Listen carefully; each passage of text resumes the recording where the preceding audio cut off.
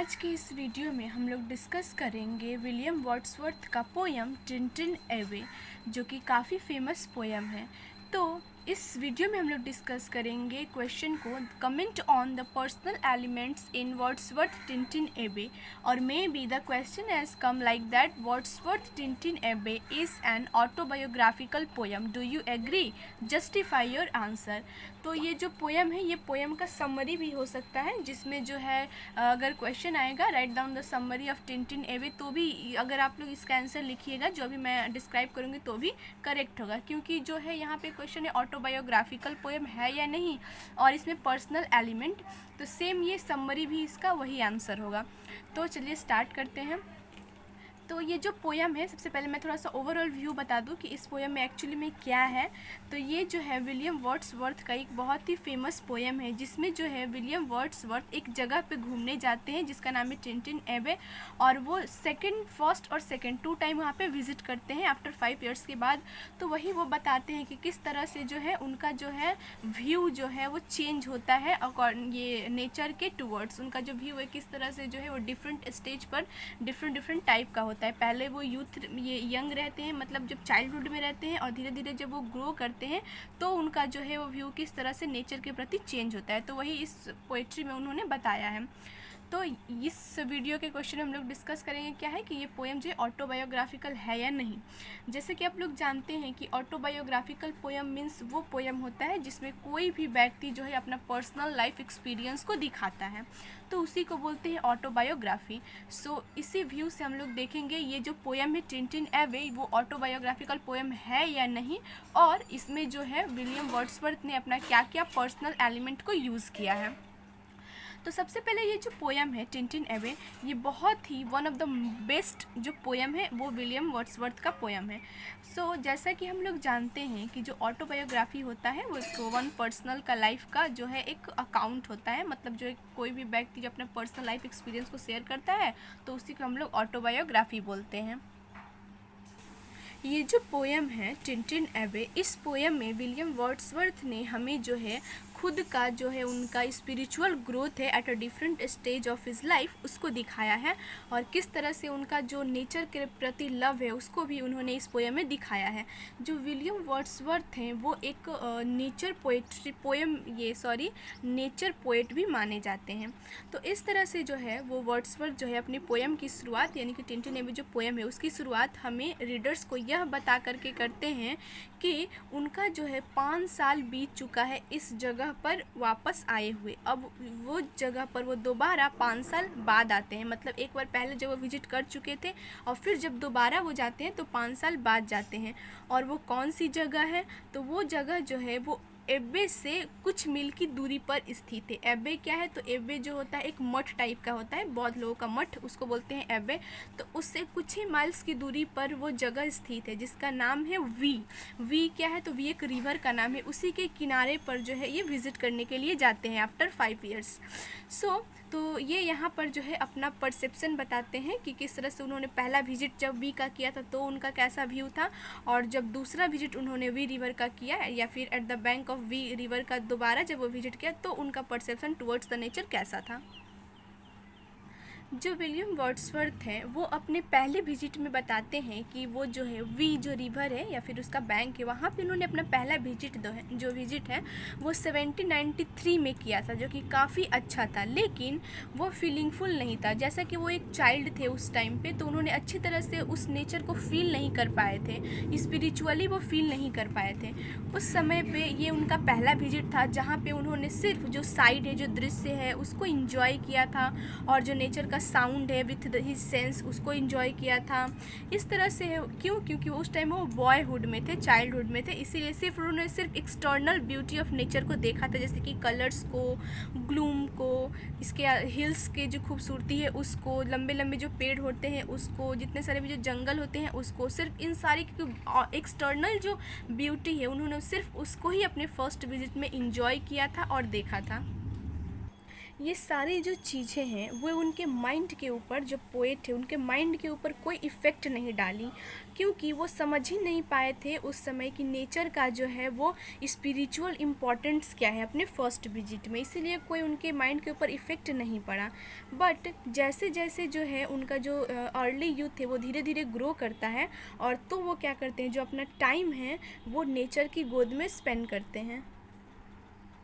वो जो है खुली आकाश के नीचे खेलते हैं, स्पोर्ट्स खेलते हैं। सो इस तरह से जो है उनका पहले विजिट में हम लोगों ने देखा कि वो जो है किस तरह से सिर्फ साइट का, साउंड्स का, नेचर का जो साइड होता है, दृश्य होता है, जो सिर्फ साउंड्स होता है, कलर्स होते हैं, बस उसी की मेमोरी को जो है वो पोएट अपने अंदर स्टोर कर पाते हैं इन हिज फर्स्ट विजिट। अब हम लोग नेक्स्ट देखेंगे कि उन्होंने सेकंड विजिट में जो है क्या क्या उनके अंदर बदलाव आया। तो सबसे पहले जो पोएट विलियम वर्ड्सवर्थ थे उन्होंने अपना second visit at the bank of the Wye river में कब किया था, तो 1798 ईस्वी में, जो कि टोटली कॉन्ट्राडिक्ट था उनके पहले विजिट से। उन्होंने अपने सेकंड विजिट में जो है उनका जो एटीट्यूड से टुवर्ड्स द नेचर वो पूरी तरह से कम्प्लीटली चेंज हो गया। वो जो है सेकेंड टाइम में नेचर का जो खूबसूरती है उसको फील कर पा रहे थे, उसको जो है अंदर से जो नेचर का इनर ब्यूटी है उसको बिल्कुल डेप्थ से महसूस किए, उसका आनंद लिए, और ये भी कहा कि ये जो अनरिमेंबर्ड प्लीज़र है वो उन्हें हमेशा हेल्प करेगा उनको एक अच्छा बेटर पर्सन बनने में और फ्रेश मूड बनाने में। जैसे जैसे पोइट जो हैं वो ग्रो किए और एक्सपीरियंस्ड हुए, तो उन्होंने जो है वो सॉरो को, सफरिंग को, जो ह्यूमन बींग्स का होता है उसको धीरे धीरे समझने लगे वो। और उन्होंने ये भी कहा कि जो ह्यूमन है वो नेचर का पार्ट है, और जो नेचर है वो ट्रू कंपेनियन है ह्यूमन बींग का, मतलब हमारा वो ट्रू कंपेनियन है जिसके साथ हम अपने सुख दुख सभी चीज़ों को बांट सकते हैं। ये जो है वो जैसे जैसे वो ग्रो करते हैं उनको ये सारी चीज़ों का मतलब जो है वो समझ पाते हैं। वर्ड्सवर्थ ने यहाँ पे हम लोगों को सजेस्ट किया है कि जो उनका स्पिरिचुअल रिलेशनशिप है नेचर के साथ, वो जो है वो उनका विश्वास है कि वो नेचर का एक पार्ट रहेंगे अपने मरने तक, वो नेचर के ही पार्ट रहेंगे। So at this time he has been the lover of nature from his core of his heart and with pure mind. सो जो उनका सेकेंड विजिट होता है उस टाइम पे जो है वो नेचर का ट्रू लवर बन जाते हैं, और बिल्कुल कोर ऑफ द हार्ट से, मतलब पूरे दिल के अंदर से, प्योर माइंड से वो नेचर को जो है नेचर के प्रति खुद को समर्पित कर देते हैं। तो इस तरह से जो है वो काफ़ी हाई प्लेजर उनको होता है, और जो है उनको डीपली बहुत ही ज़्यादा जॉय मिलता है इन नेचुरल ऑब्जेक्ट में आकर के इन सेकेंड टाइम विजिट में। वो कुछ ही समय के बाद जो है वो नेचर की जो है वो सैड म्यूज़िक को भी वो सुनते हैं और उसे खोज पाते हैं। और ये सैड म्यूज़िक किसकी होती है, तो ये सैड म्यूज़िक ह्यूमैनिटी की होती है कि जब कभी भी हम लोगों को जो है हमारे लाइफ में कुछ सफरिंग्स आते हैं, मिज़री आती है, तो हम लोग जो है सिर्फ नेचर ही एक ऐसा ऑब्जेक्ट है जिसके साथ जो है हम अपना जो है वो पेन को, सफरिंग को शेयर कर सकते हैं। तो इस तरह से जो है वहाँ पे एक सैड म्यूज़िक ऑफ ह्यूमैनिटी को भी जो है वो जो पोएट है वो फील कर पाते हैं। इसके अतिरिक्त जो वर्ड्सवर्थ हैं वो हम लोगों के साथ अपना डीपेस्ट जो होप है, जो उनका आशा है, उसको भी शेयर करते हैं कि फ्यूचर में कभी भी जो है ये मेमोरी जो है उनके साथ हमेशा रहेगी, कि जिस तरह से उन्होंने सेकंड विज़िट किया था नेचर में, ये मेमोरी हमेशा उनके साथ जीवित रहेगी फ्यूचर तक। और एज़ वेल एज़ उनका जो मेमोरी है विथ हिज सिस्टर जिसका नाम है डोरोथी, उसके भी माइंड में और ये पोइट के भी माइंड में जो अपनी सिस्टर का मेमोरी है साथ में स्पेंड करने का टाइम, ये मेमोरी हमेशा ही यादगार रहेगी और मेमोरेबल रहेगी। ये बहुत ही इम्पॉर्टेंट क्वेश्चन ऐसे क्यों में पूछा जाता है कि जो विलियम वर्ड्सवर्थ थे उन्होंने अपना सेकंड विजिट किसके साथ वो किए थे, तो वो उनकी सिस्टर थी जिनका नाम डोरोथी था। तो ये आप लोग रिमेंबर रखिएगा। और जो पहला विजिट है वो अकेले किए थे, बट सेकंड विजिट में उनके साथ उनकी सिस्टर डोरोथी भी गई थी। जो पोएट है विलियम वर्ड्सवर्थ वो हमें बताते हैं कि अगर वह अपनी सिस्टर के मरने से पहले मर जाते हैं तो उन्हें आशा है कि उनकी जो मेमोरी है, डोरोथी की जो मेमोरी है, उनके मेमोरी में पोएट हमेशा ही अलाइव रहेंगे। यहाँ तक कि जब वो अपने मरने के बारे में सोचते हैं तो ये उन्हें एक न्यू स्ट्रेंथ और विटालिटी जो है उनके अंदर, उनके थॉट में भर देता है कि जो उनकी सिस्टर है वो हमेशा उन्हें याद रखेगी after his death. So at the end of the poem जो विलियम वर्ड्सवर्थ थे वो बिल्कुल सेटिस्फाइड है ये जान करके कि उनके मरने के बाद भी जो उनकी मेमोरी है इस प्लेस की और जो मोमेंट उन्होंने अपने सिस्टर के साथ बिताया था वो उनके सिस्टर को हमेशा याद रहेगा और से will also carry the place का जो मेमोरी है उसको वो कैरी करेगी जो उनके साथ उन्होंने स्पेंड किया था। इस तरह से हम लोग कह सकते हैं कि जो टिंटिन एबे पोएम है वो सिर्फ ऑटोबायोग्राफिकल नहीं है बल्कि ये जो है एक ग्रेट मोरल वैल्यू को भी कैरी करता है। यहाँ पर जो है ये पोएम वो subjective experience of the poet के साथ साथ जो है उनका जो माइंड का ग्रोथ है और माइंड के ग्रोथ के साथ उन्होंने किस तरह से डिफरेंट पीरियड ऑफ इस लाइफ में उन्होंने डिफरेंट टाइप ऑफ उनका पर्सपेक्टिव था टुवर्ड्स द नेचर इसको भी दिखाता है। जो पोएम है वो जो है नेचर का जो इन्फ्लुएंस है वो उनके पोइट का जब बॉयहुड में थे तो उसके पर प्रभाव कैसा पड़ा नेचर का और जब वो धीरे धीरे यूथ में आते हैं और मैन में बनते हैं तो नेचर के ऊपर उनका क्या इफ़ेक्ट पड़ता है उसको इस पोएम में ईजिली हम लोग देख सकते हैं।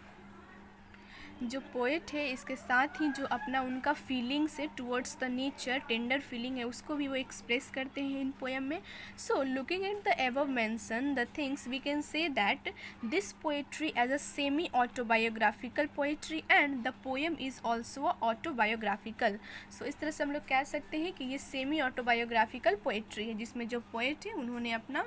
मतलब एक तरह से हाफ हाफ जो है अपने लाइफ का जो है मेमोरी को उन्होंने इस पोएम में प्रेजेंट किया है और ये जो पोएम है वो पूरी तरह से जो है ऑटोबायोग्राफिकल पोएम हम लोग कह सकते हैं। आई होप आप लोगों को आंसर समझ में आ